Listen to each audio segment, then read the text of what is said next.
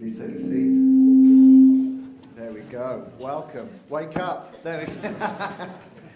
Let me add my welcome. My name's Andy. I'm one of the pastors here at City Gates, and it is really fantastic to have you join us for this carol service. And I just want you to imagine you get a knock on the door, and you open it, and it's one of the team from the People's Postcode Lottery.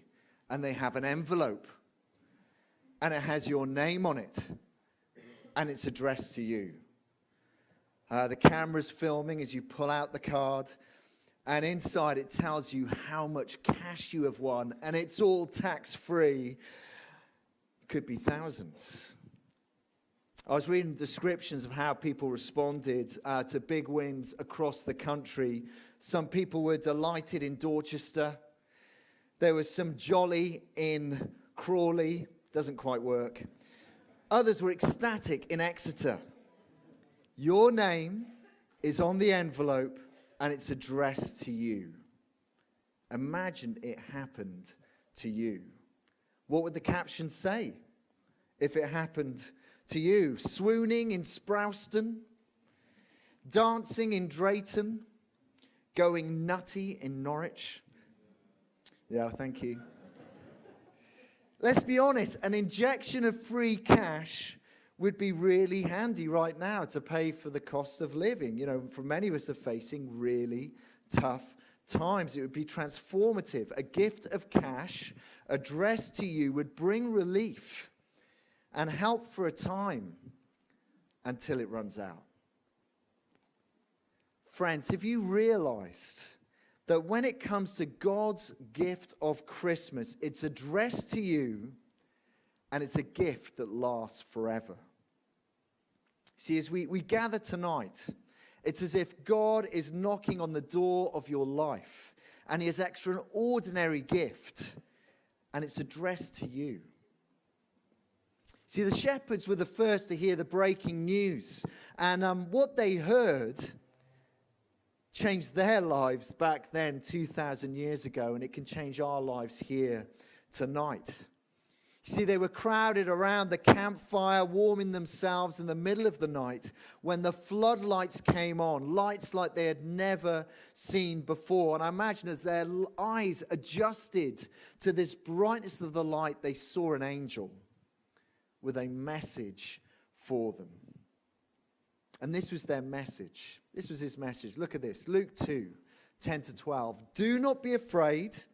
I bring you good news that will cause great joy for all the people. Today in the town of David, a Savior has been born to you.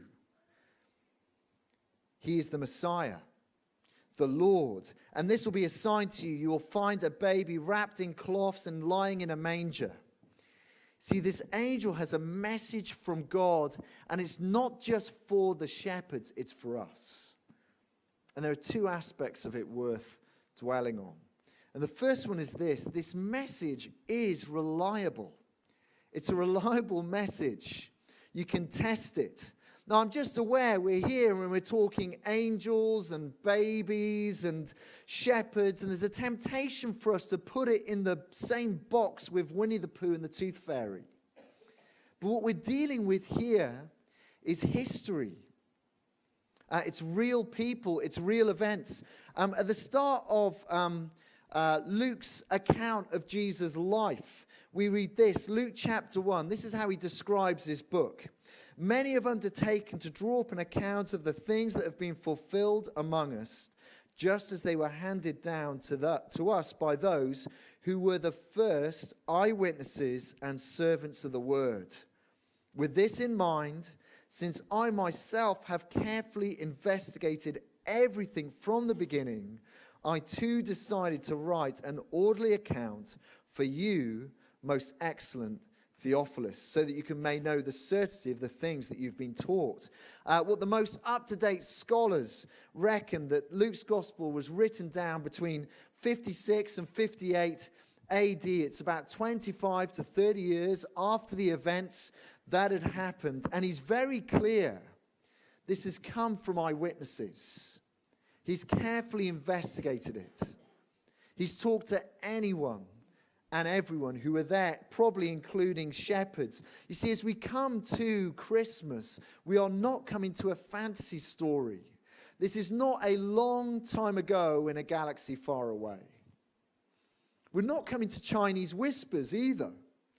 These are not events that have been written down hundreds of years after they actually happened. So Jesus went for a swim, and 100 years later, it turns out he walked on water. Jesus turned up to a wedding with a flask of Ribena before it was invented, and hundreds of years later, it became water into wine. Now, that's not the case. This was written down in the lifetime of people who were there, who saw it, who heard it, who tasted it, who touched it, who could say, it really happened. Real people, real events. I'm aware I'm saying that, and you might just say, wow, but a choir of angels, really? The supernatural? And to that we want to say, look, if God became one of us, wouldn't you expect a few abnormal things to happen?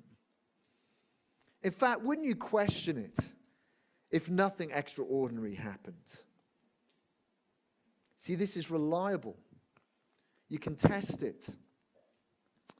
In one of the previous churches that I worked for, they used to run Hope Explored type course. And at the start of this course, they just give people an opportunity to say, look, why are they here? What are they hoping to get out of it? I'll never forget one where one chap said this, middle-aged guy. He said this, I've been given 6 months left to live. I've got incurable cancer. I like the message. I need to know if this is true. So you can test it. You can see if it's true.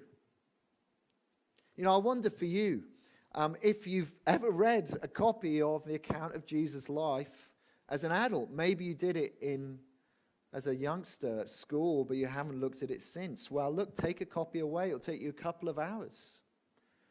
You could read it over Christmas. Or why not come on that Hope Explored course?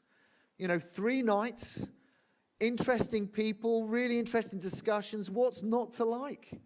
We'd love you to come along to that. You can sign up on the website, or there's information in one of these books. You see, this is historically reliable. But it's not just reliable. It's not just something you can test. It's also wonderful. See, what happened that first Christmas is wonderful. God has come for you. We know names and titles matter. I don't know if you heard of the robber who went into a shop and he pointed his weapon at the first person he saw, and he said, before I rob you, I need you to tell me, what is your name? And this lady said, my name is Jane. And he said, my mum was called Jane, that's fine. No, I can't do anything to you, sit down. And he turned to the next person, he pointed his weapon at them, and he said, tell me your name. And he said, my name's Dave, but my best friends call me Jane.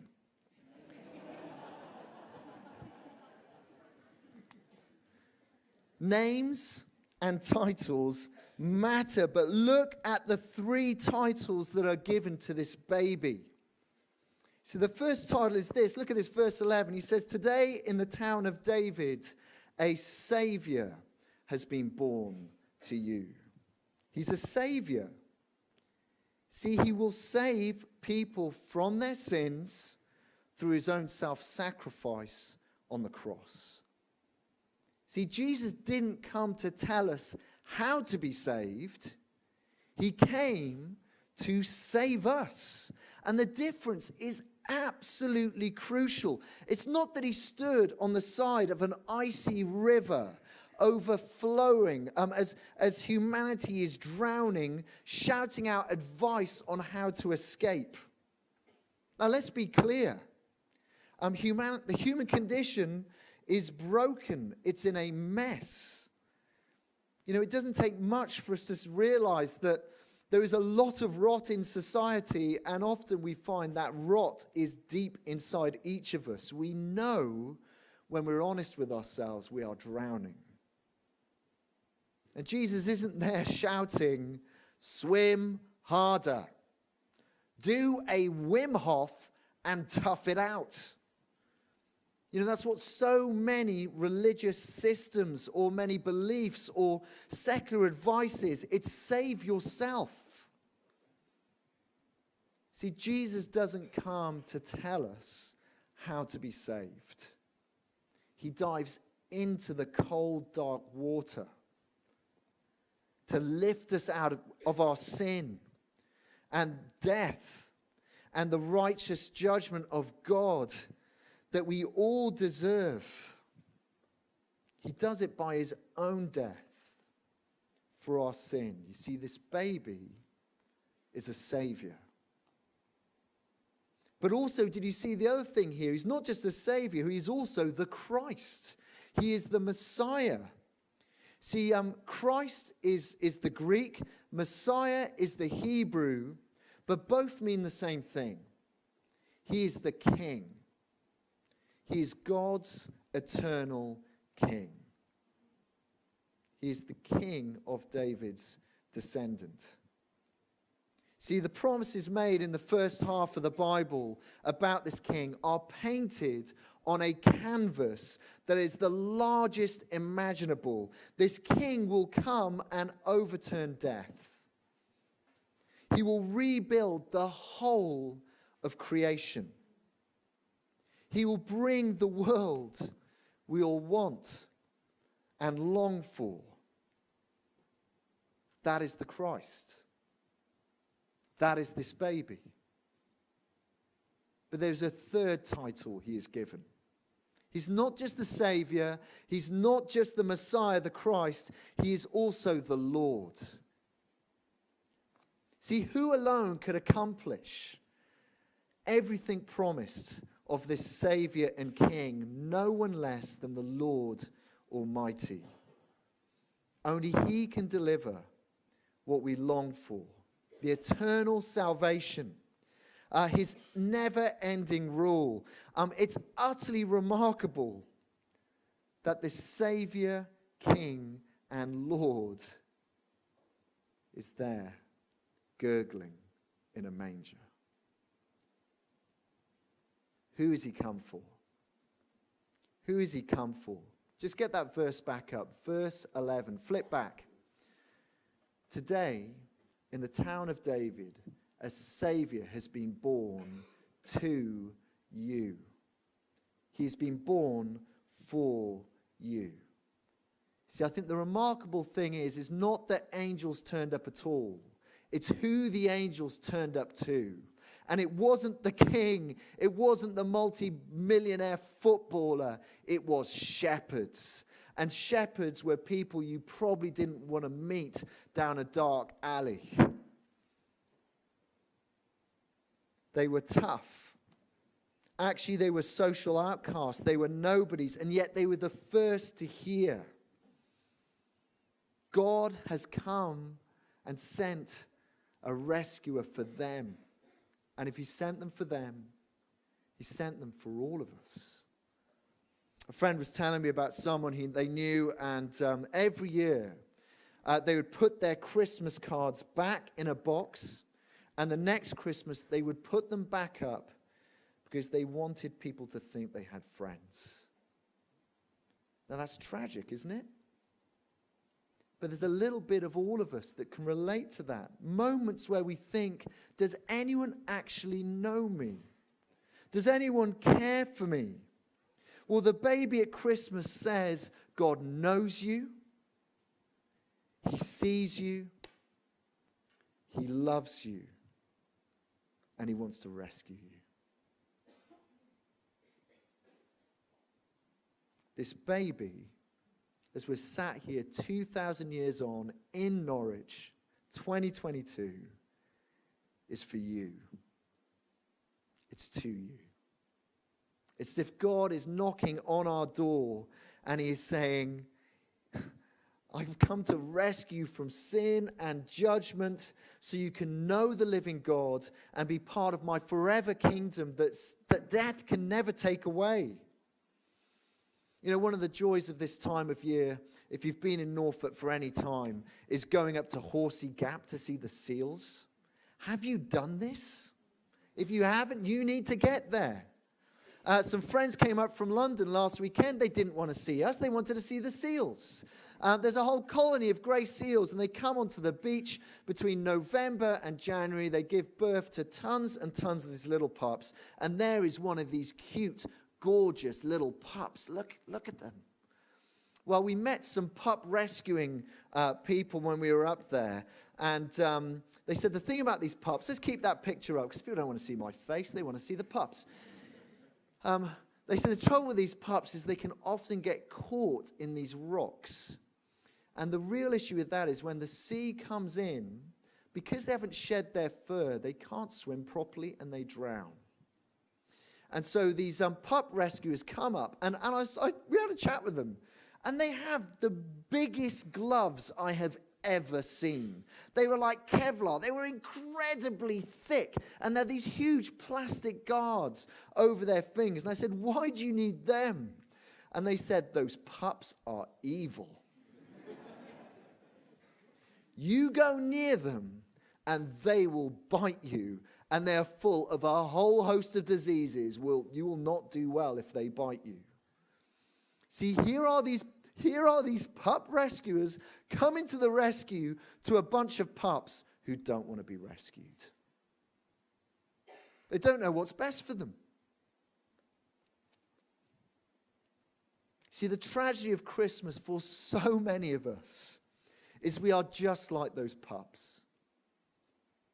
God has come to rescue us in Jesus. And either we think we can do it on our own, we don't need him, we're going to be fine for God, we'll certainly get to heaven, it's okay, I don't need you. Or we ignore him. And God says, don't be a fool. I'm knocking on the door. I've come for you. Will you come to him?